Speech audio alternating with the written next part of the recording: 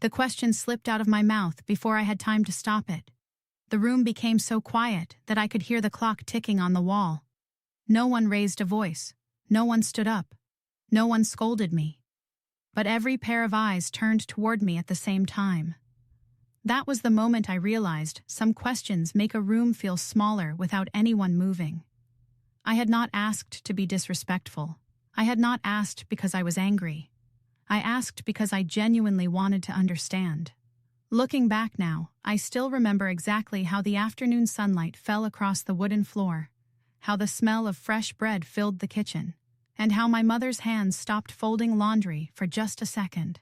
Sometimes a single question changes the direction of a life. My name is Rebecca. This is a fictional story inspired by Amish life and based on real aspects of Amish communities, such as simple living, family life, church-centered traditions, humility, and careful decision-making. The characters and conversations are fictional, and Amish communities are not all the same. Different districts have different customs, so this story is one family's imagined experience, rather than a description of every Amish community. I grew up on a dairy farm surrounded by fields that seemed to stretch forever. Our mornings began before sunrise. The horses had to be fed. The cows had to be milked. Breakfast was ready before daylight had fully reached the kitchen windows. Life followed a dependable rhythm. Work, family, church, neighbors helping neighbors. As a little girl, I loved that rhythm. There was comfort in knowing what tomorrow would probably look like. Everyone contributed. Everyone had responsibilities. Children learned by watching adults instead of being given long speeches. My mother rarely sat down during the day. She baked bread twice a week. She sewed our clothes. She tended the garden. She somehow still found time to visit elderly neighbors who needed company or a warm meal. When people spoke about her, they always used the same words. She has a servant's heart. I hoped people would someday say the same about me. My father was a quiet man. He believed children should ask questions. He also believed answers often came slowly. If I asked why we planted one field before another, he explained it patiently. If I asked why we cared for horses instead of owning cars, he answered with kindness, explaining that our community valued a simpler way of life and that our church's practices reflected those values. He never laughed at my curiosity. That encouraged me to keep asking. As I grew older, my questions changed. Instead of asking about crops and weather, I became interested in people. Why did some families follow one custom while another Amish district followed a different one? Why did older women sometimes remember traditions differently?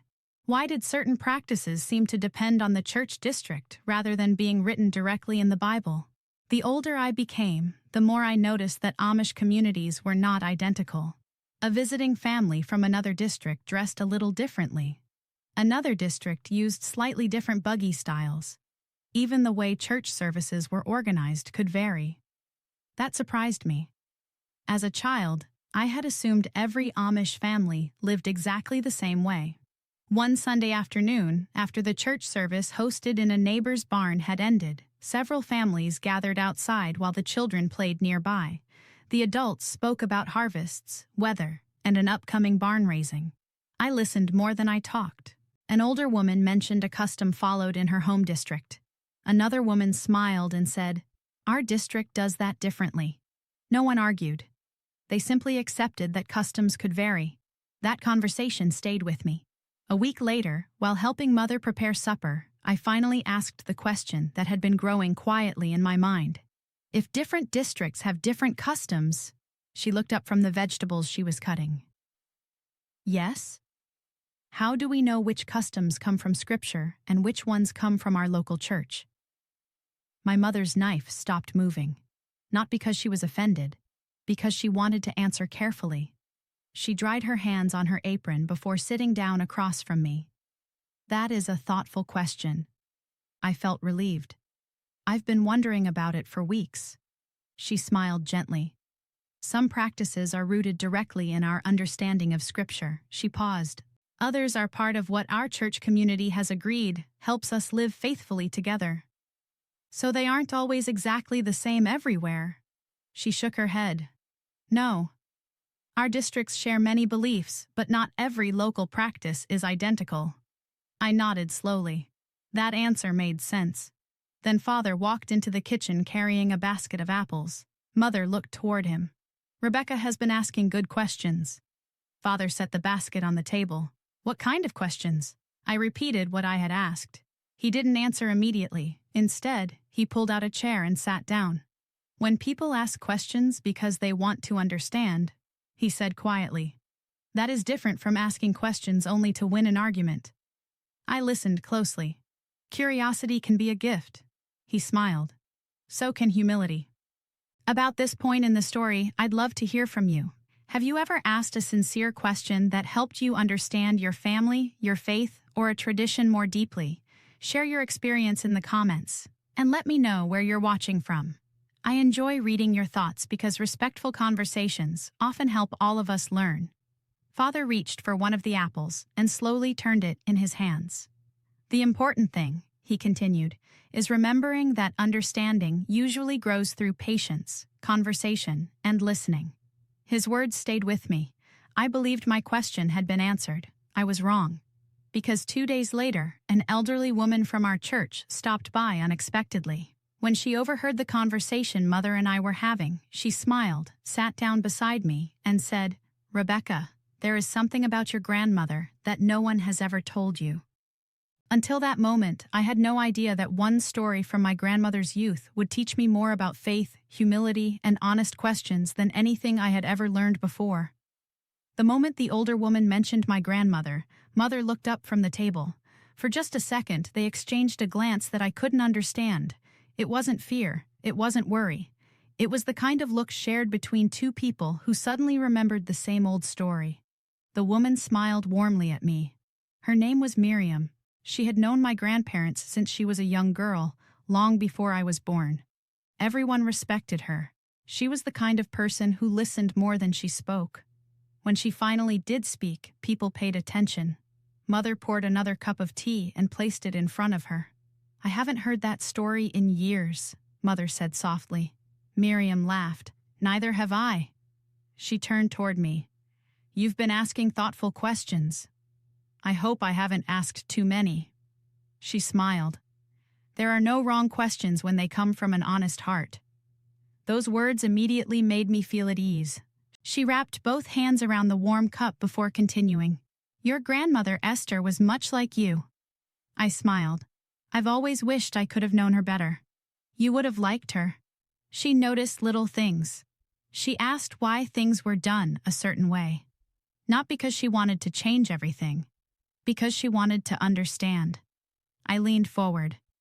No one ever told me that. Miriam nodded. Most people remembered her for her kindness. I remember her curiosity. The kitchen became very quiet. Even Father stopped polishing the harness he had been repairing. Many years earlier, Miriam explained, the women from several neighboring Amish districts had gathered for a quilting day. It wasn't unusual. Families often visited one another, especially during busy seasons. As they worked, the conversation turned to everyday customs. One woman described how her district handled church meals. Another explained that her community followed a different practice. No one argued. They simply shared their experiences. Then your grandmother asked a question. Miriam smiled as though she could still hear it. She asked, Isn't it wonderful that we can share the same faith and still have some different local customs? I waited. How did everyone react? They smiled. Some nodded. One older woman laughed and said, If every district were exactly alike, we'd have nothing to talk about during quilting days. We all laughed. It wasn't the story I had expected. I thought something serious had happened. Miriam shook her head. No. Sometimes people imagine that asking a question always leads to conflict. Most of the time, she smiled, it simply leads to a conversation. Father quietly spoke for the first time in several minutes. People often confuse curiosity with rebellion. Miriam nodded in agreement. They aren't the same. I looked toward Father. So it's all right to ask questions? He answered carefully. It's all right to ask sincere questions with a willingness to listen. The difficulty begins when someone has already decided they won't hear another answer. I thought about those words. There was wisdom in them. As the afternoon continued, Miriam shared more memories of my grandmother. She told us how Esther loved reading scripture with the younger children, how she always carried extra bread when visiting elderly neighbors, how she believed listening was just as important as speaking. Then Miriam reached into the cloth bag resting beside her chair. I almost forgot. She carefully removed a small notebook with a faded blue cover. This belonged to your grandmother. Mother looked surprised. I thought it had been lost. So did I. I found it while cleaning an old trunk. She handed it to me. The cover was worn from years of use. Inside weren't long journal entries. Instead, each page held a single thought, short reflections, Bible verses, questions she wanted to remember. I turned a few pages slowly. One sentence immediately caught my attention. Wisdom grows best where questions are welcomed and pride is left outside the door. I read it twice, then a third time. She wrote this herself? Miriam nodded. As far as I know. It sounds like her. Another page contained only a verse from the book of Proverbs. Another listed families she prayed for. Another simply read, "Listen before answering." The notebook wasn't filled with extraordinary discoveries. It was filled with quiet reminders, the kind a person gathers over a lifetime. I closed it gently. I'll treasure this. I hoped you would. As evening approached, Miriam prepared to leave. Father walked her to the buggy while Mother and I packed a loaf of fresh bread and a jar of apple butter for her journey home. Before climbing into the buggy, Miriam looked back at me. Rebecca, yes? Keep asking thoughtful questions. Then she smiled. But remember, the best questions are the ones that help us understand people, not judge them. I watched until her buggy disappeared beyond the maple trees. That night I couldn't stop thinking about grandmother's notebook. After supper I carried it upstairs and read every page again. Most of the notes were simple. Some were only one sentence long. Yet together they painted the picture of a woman who loved both faith and learning. Near the back of the notebook, I found something folded between two pages. It wasn't another note. It was an old photograph. The edges had faded with time. 3 young women stood together outside a white farmhouse. One of them was my grandmother, the other 2 were strangers. On the back, written in careful handwriting, were just 7 words. Friends from 3 districts, one shared faith. I smiled. It seemed to capture everything Miriam had been trying to teach me. Different backgrounds, different local customs, the same commitment to serving God. I slipped the photograph back into the notebook. As I did, something else slid onto the floor. It was a tiny, folded piece of paper I hadn't noticed before. There was only one line written on it. Ask your father about the autumn meeting of 1968. I stared at those words for a long time. Father had never mentioned any special meeting, and somehow I knew that whatever had happened that autumn would help me understand why grandmother had written so much about patience, humility, and asking questions with grace. The small folded note stayed in my apron pocket all night. I had planned to ask Father about it after supper, but every time I looked at him, he seemed occupied with another chore. First he repaired a broken fence rail. Then he helped our neighbor load hay before the evening dew settled over the fields. After that, he sat with Mother on the front porch, talking quietly while the sun disappeared behind the trees. For some reason, I decided to wait until morning. Some conversations deserved patience. The next day began the way most days did. The rooster crowed long before sunrise. Mother was already mixing dough when I came downstairs. The smell of fresh bread filled the kitchen, and the soft light from the lantern made the room feel warm, despite the cool autumn air outside. Father came in from the barn carrying 2 empty milk pails. "Morning, Rebecca." "Good morning." He smiled as he washed his hands. "You seem thoughtful today." I laughed quietly. "Is it that obvious?" Mother looked up from the dough. "It usually is." We shared breakfast together before Father prepared to check the north pasture. As he reached for his hat, I finally found the courage to speak. "Father." He turned toward me. "May I ask you something?" "Of course." I reached into my apron pocket and unfolded the small piece of paper. I found this inside grandmother's notebook. He adjusted his glasses and read the sentence silently. For just a moment, the smile disappeared from his face, not because he was upset, more because he had been unexpectedly reminded of something far away. The autumn meeting of 1968. He read the words softly. I haven't thought about that day in many years. Mother walked over and looked at the note. I remember it. You do? She nodded. I wasn't there. But your parents talked about it afterward. Father pulled out a chair. Sit down. Whenever Father invited someone to sit before answering a question, I knew the story would take time. I sat across from him while Mother poured 3 cups of tea. For a few moments, Father looked out the kitchen window toward the fields. When I was a young minister, he began, leaders from several nearby church districts gathered to discuss a few practical matters. What kind of matters? Things like helping families after storms, arranging visits between districts, and sharing ideas about supporting young couples. So it wasn't a meeting because something was wrong? He shook his head. No. It was simply neighbors learning from one another. That surprised me. I had imagined something much more dramatic. Father smiled as though he knew exactly what I had been expecting. Real life is usually quieter than people imagine. I smiled. I suppose that's true, he continued. During one of the discussions, people realized that different districts handled certain everyday customs differently. Did they argue? Not at all. In fact, he laughed softly. They spent more time asking questions than giving speeches.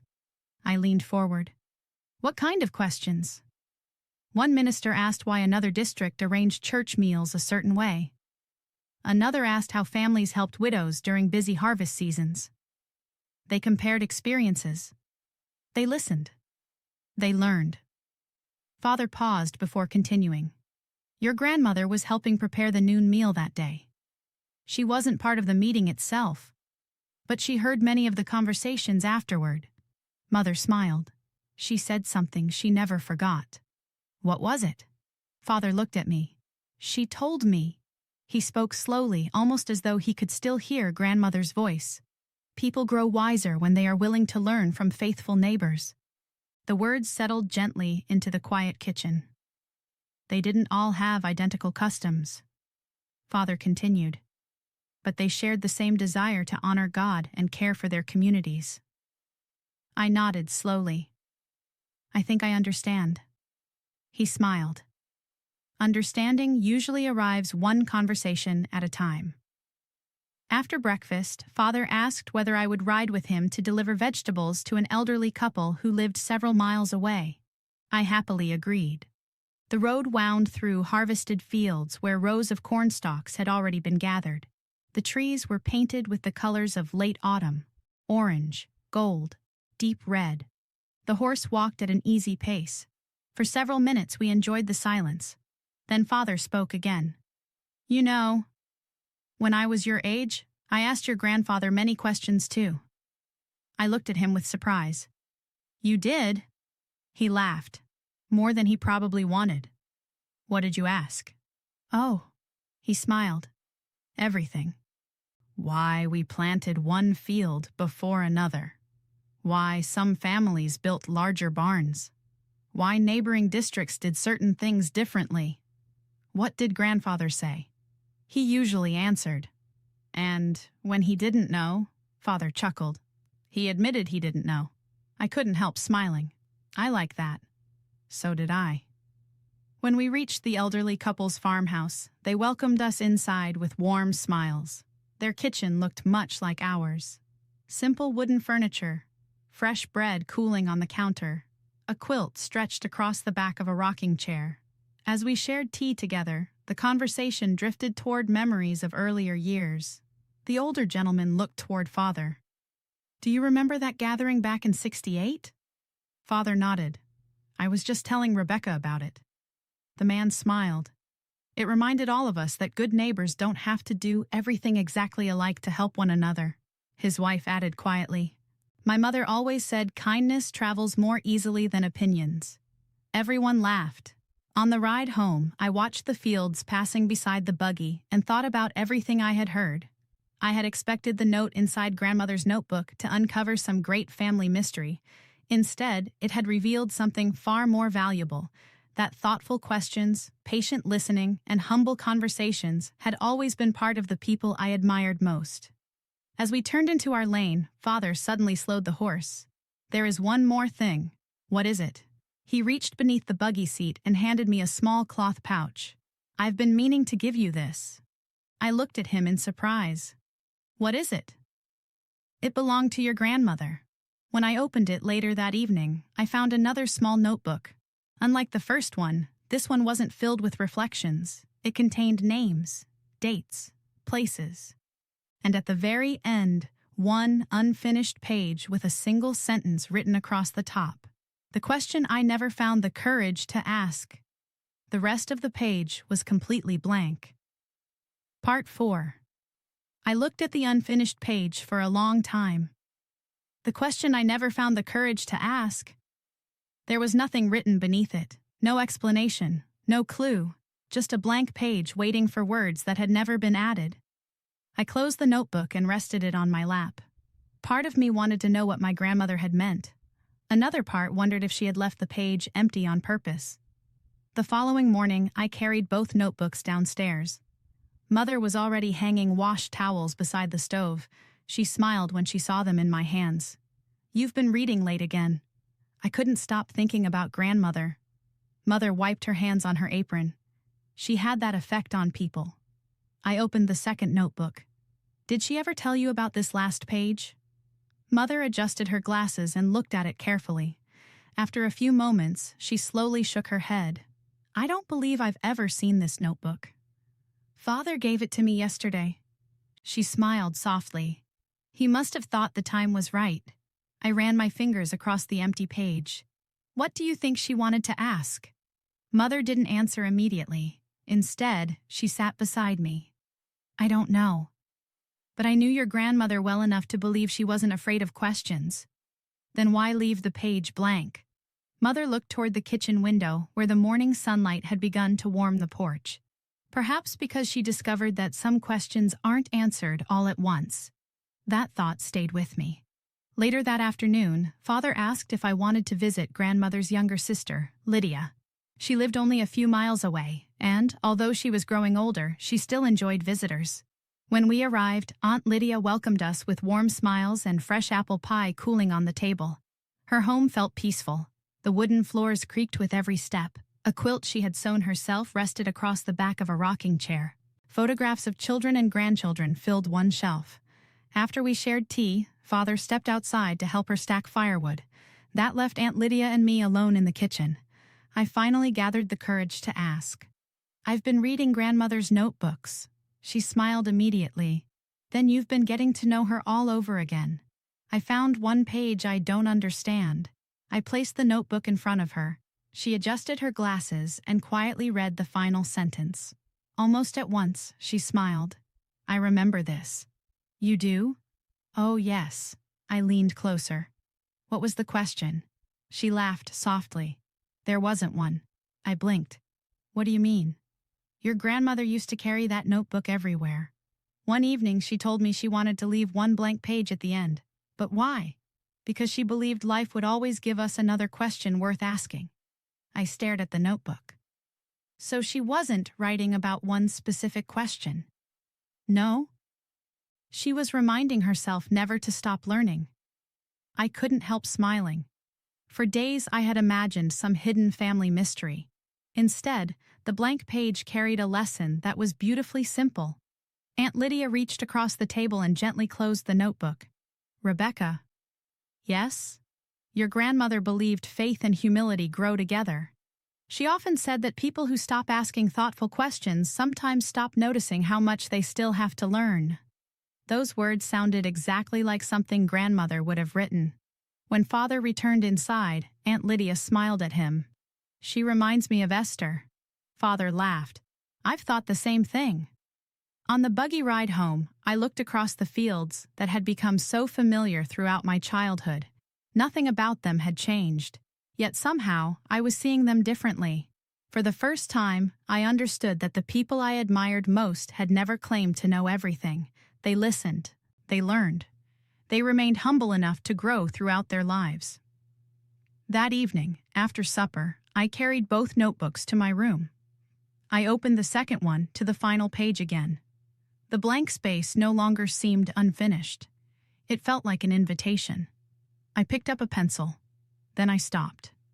After thinking for several minutes, I closed the notebook without writing a single word. Some pages don't need to be filled immediately. Some questions deserve time. Years have passed since those conversations around our family table. The notebooks still rest on the same wooden shelf in my home. From time to time, I take them down and read them again.